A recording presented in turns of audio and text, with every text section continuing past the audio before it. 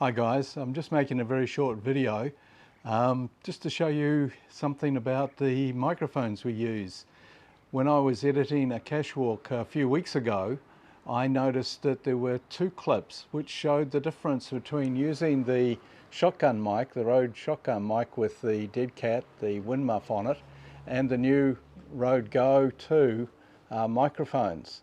And I thought it might be interesting for you to see it. It's very quick, but have a listen.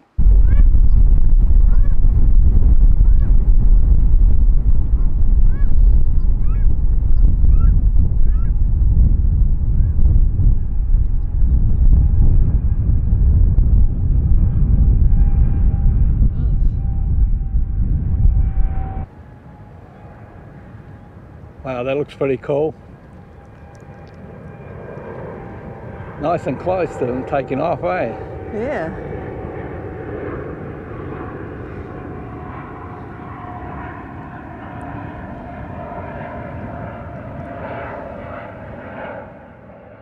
Well, I think it shows the difference between using this outside on a slightly windy day and using this microphone, the little Go 2, which is just under my shirt here, when there's wind about. And quite often we can't go back and refilm.